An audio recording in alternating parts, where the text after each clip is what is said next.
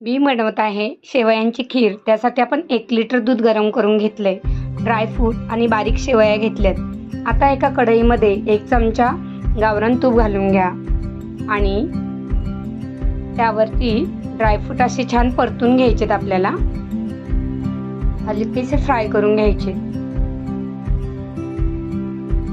साजूक तुपामुळं अतिशय सुंदर अशी टेस्ट लागते.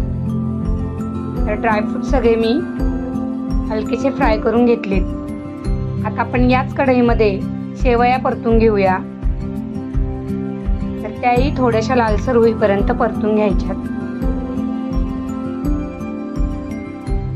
एकदा शेवई छान परतून झाली की मग यावरती आपल्याला दूध घालून घ्यायचंय.